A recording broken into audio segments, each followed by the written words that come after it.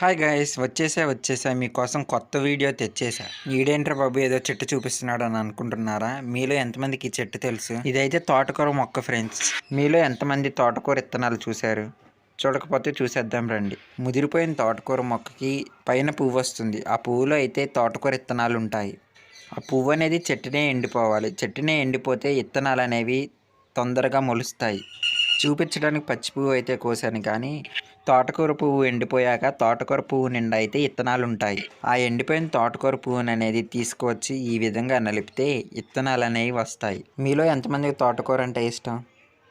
అలాగే తోటకూరలో చాలా పోషకాహారాలు ఉంటాయి. తోటకూర తినడం వల్ల చాలా ఉపయోగాలు కూడా ఉన్నాయి.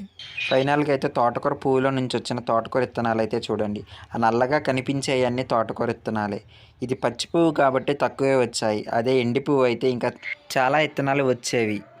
అలాగే మీ దగ్గర కూడా తోటకూర మొక్క ఉంటే ఆ తోటకూర మొక్కకు వచ్చిన ఈ పువ్వుని తీసుకుని ఆ గింజలు వేసి చూడండి, కన్ఫామ్గా మొక్కలు వస్తాయి. ఇంకింతే ఫ్రెండ్స్, నా వీడియో కనుక మీకు నచ్చినట్టయితే లైక్ చేయండి, షేర్ చేయండి, అండ్ మరిన్ని వీడియోస్ కోసం నా ఛానల్ సబ్స్క్రైబ్ చేసుకోండి.